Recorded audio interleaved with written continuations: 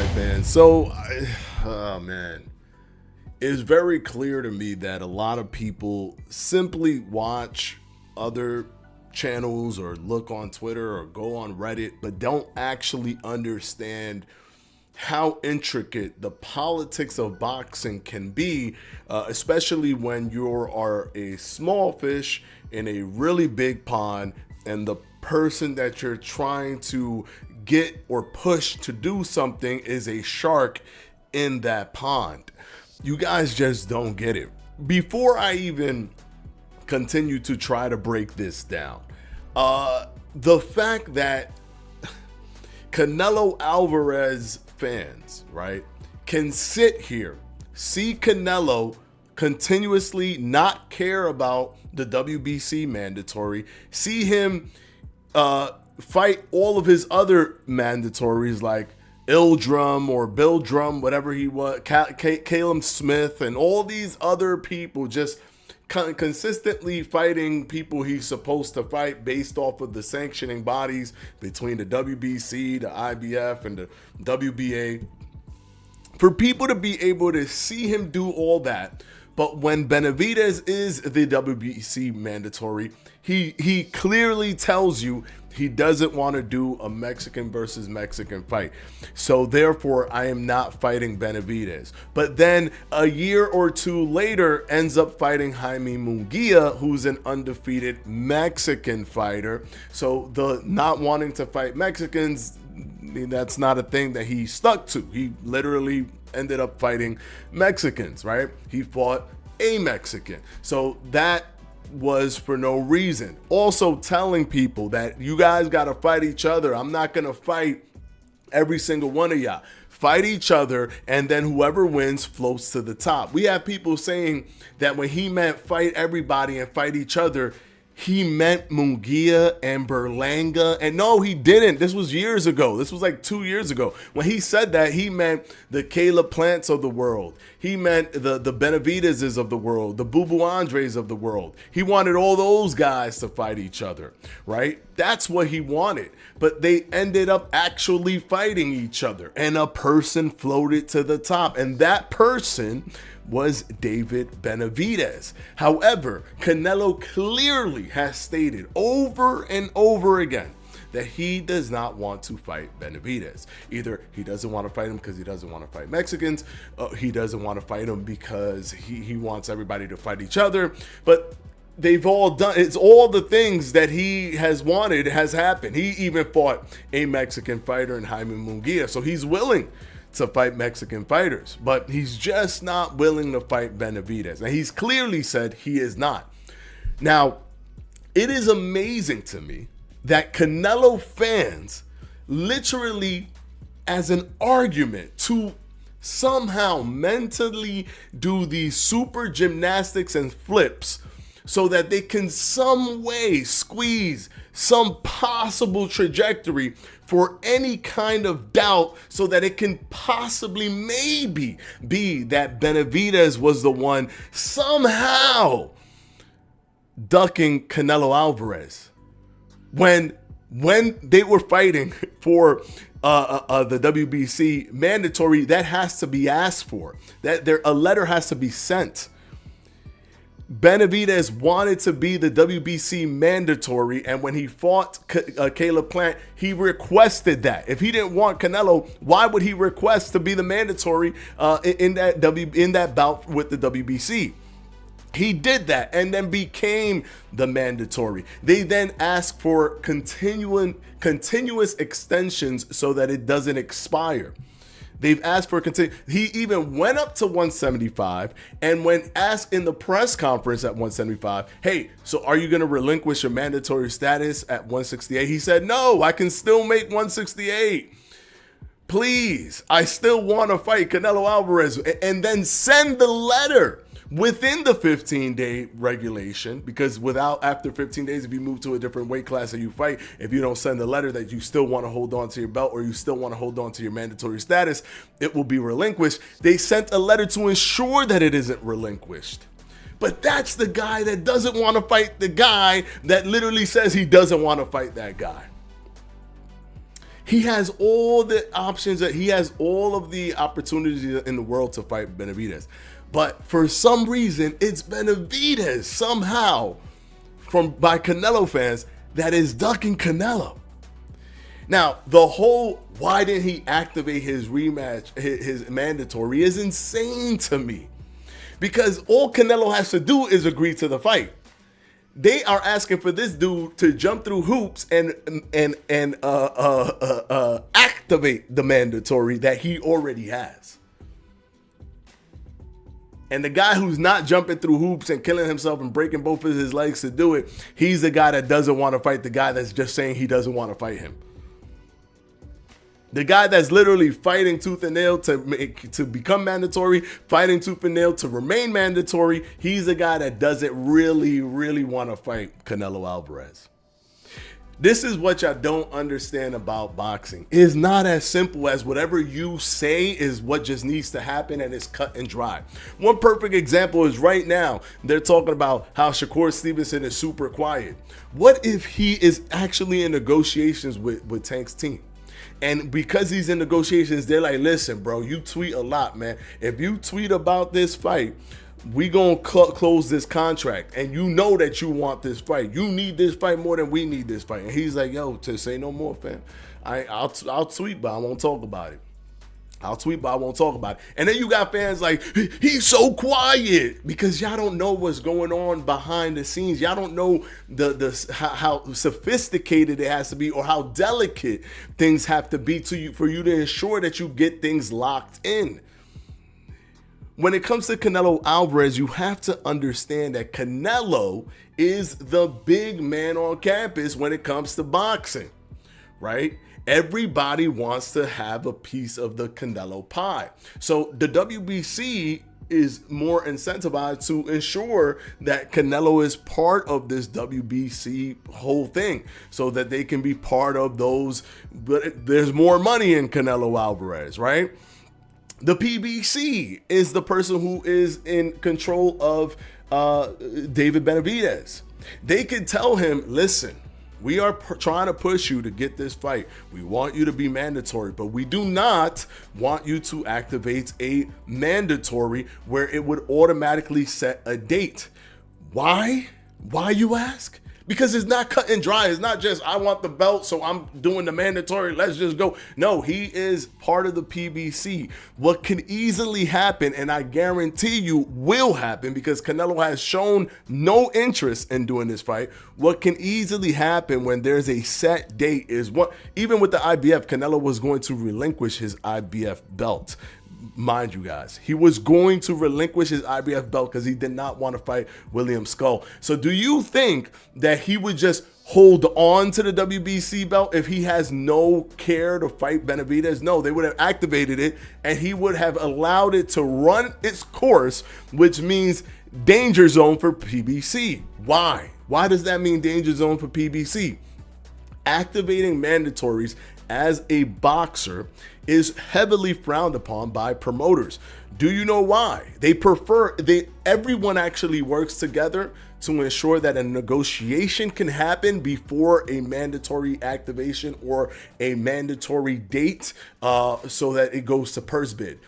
Because of the purse bid. Because Canelo versus Benavidez is maybe one of the biggest, if not the biggest fight you can make in boxing right now. Do you know how many promoters will be chomping at the bits to be the ones to hold the fight? A lot of promoters will be doing that. I mean, we have promoters from all over the world that have a lot of money that can just come swoop in and win that bid easily by outbidding them 10 times more money than what they could even possibly do. So that would be a massive financial blow to the PBC, who has built up Benavidez. So Benavidez is with a promotional company that is probably not in favor of him doing the activation, however, wants him to do the mandatory, wants him to be mandatory, so that Canelo, at least there's a storyline politically so that Canelo can push to have that fight. But Canelo has shown no interest. In my opinion, if they even did this, Canelo would just let it go to purse bid, let it keep running its course, and now there's this catastrophe going on where the PBC, there's a rupture between the PBC and between David Benavidez, and now other promotional companies are coming in trying to see who's going to win the bidding war. And at the end of the day, if Canelo still doesn't want to do it, guess what? Everyone loses out on money, even the WBC, because he drops the belts and that's sanctioning fees, which is based off of percentages for what the events make. And nobody is doing more money in events currently over Canelo Alvarez. So Canelo Alvarez is a shark in a pond of fishes. Benavidez, unfortunately, is a fish in this massive pond with a shark like Canelo Alvarez. It is not, guys. Again, it is not as easy as what you think it is. It is incredibly political. Even becoming mandatory is a political stance so that there can be a political argument so that you can push the fandom, push the audience to also want to push the fighter into that fight. The reason that Benavidez even became mandatory is to continue the narrative that he is the number one guy that should be fighting Canelo, and that Canelo need not look any further for another opponent. The fans want him, and he has been crowned the person that the fans want to see. But it doesn't matter if Canelo doesn't want the fight. Even if he activated it, Canelo could easily just drop the titles. He was about to drop the IBF title until him and William Skull came to some sort of a step-aside agreement. But he was going to drop the titles. Clearly stated he will drop the titles because he didn't care to hold on to the IBF championship, which means he didn't care to stay undisputed if the fight is not a fight that he cares about. Now with William Skull, it's understandable. That fight wasn't going to make any money. With Benavidez, it's not understandable in terms of a money position because that is the most money that Canelo can possibly make. It doesn't matter if he's bigger than Benavidez. He is. But he is not bigger than the fight if he fights another person. He is not bigger than the fight. His fight with Berlanga will not do more money than what his fight with Benavidez would have done. Benavidez still wants to fight Canelo Alvarez. They've stated it very clearly. They still want to fight. But Canelo picking Berlanga is a direct shot at Benavidez to tell him that he is not even in the picture for Canelo. Canelo does not care to fight Benavidez. So stop with these false narratives of cherry picking every little bit of information, and you think that it's a smoking gun, but it is not. When you see how hard they've worked for their mandatory status, how many meetings, the WBC meetings they've attended to enforce, to continue to push the mandatory status, how many letters they've written to try to extend mandatory status to ensure that they don't fall out of mandatory status, how many different things that they've done to go through the sanctioning body system to ensure that they can still fight to be the mandatory, and even fought in the ring to win mandatory status in an eliminator versus Caleb Plant. For you to think that the guy doing that is the guy that's ducking, the guy that just literally needs to fight him and that's it, but doesn't want to, is mind-blowing for me. Stop pretending like you're doing research when you're really not doing research. All you're doing is listening to another person who's in the echo chamber that you appreciate because that person is gaslighting you to believe that your favorite fighter is always doing the right things. Canelo does not want to fight Benavidez. Benavidez has clearly shown us by every single move that he has done that he wants to fight Canelo. It has come to a point where Benavidez cannot just put his entire career on pause waiting for a potential fight with Canelo that may never happen. He has to move on. Maybe in his mind, he feels that if he at least beats Bivol, who in my opinion will probably beat Artur Beterbiev in their fight, if he at least beats Bivol, he then has a claim to say I could at least have you kill two birds with one stone with the triangle theory, where I beat the guy that beat you. Now come and fight me. And maybe that is his final Hail Mary to get a Canelo fight. But it's still not guaranteed, because no matter what he has done, no matter him feeling all of the things that Canelo has wanted, he is still not fighting Canelo. Not because he doesn't want to do it, but because Canelo wants to fight a Chris Eubank Jr. or an Edgar Berlanga, as opposed to a Benavidez. Hopefully this video, you guys found this video insightful for you. We're going to go ahead and end it here. Let me know down in the comment section below, what do you guys think about what's going to happen? Just a few minutes ago, it was confirmed by Canelo and his team, by everybody, that the fight is actually happening September 14th at the T-Mobile Arena in Las Vegas with Canelo Alvarez versus Berlanga. So it is a done deal. It is no longer speculation. It is no longer insider. It is a done deal. He is not fighting Benavidez. He is fighting Berlanga. A Puerto Rican versus Mexican clash. Cool. I mean, I'm sorry. I don't care about this fight. I'm going to watch it because I'm a boxing fan. I'm a diehard, but I don't care. I don't care. It doesn't move the story of boxing forward. I've always told everybody, to me, the best fights in boxing are those that move the story of the entire sport forward. So when Crawford fought Spence, that moved the story of boxing forward. When Canelo fought Caleb Plant, that moved the story of boxing forward. When Boo Boo Andrade and Benavidez fought each other and they were both undefeated, and whoever won that, it would be an indicator for who is fighting Canelo next. That moved the story of boxing forward. The story of boxing does not move forward when Canelo fights Jaime Munguia and Berlanga.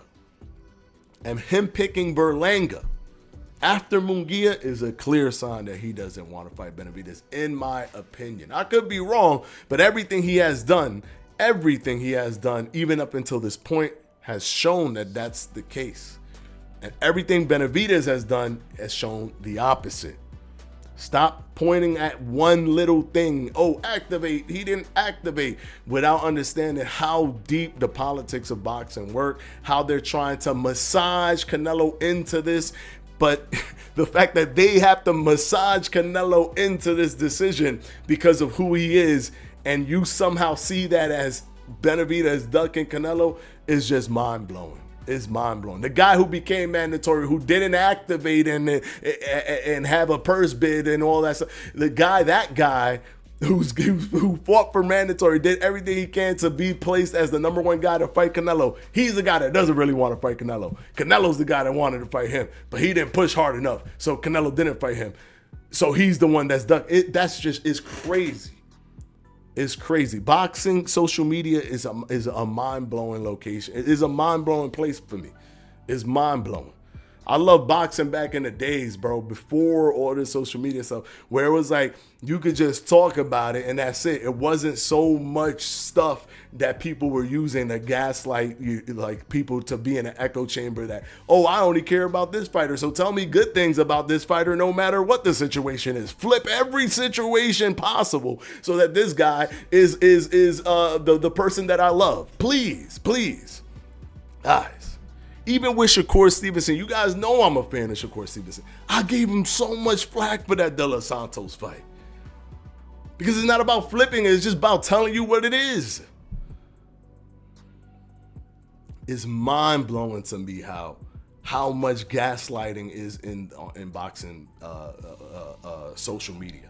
I won't even say boxing media, because people gaslight about boxing media, but the truth is, and this is going to hurt a lot of people because people want to pretend like, oh, the people that used to do it. No, the truth is, the Dan Raphaels, the Mike Bences, and the Mike Coppingers of the world, those are the ones that actually just tell you the facts and that's it.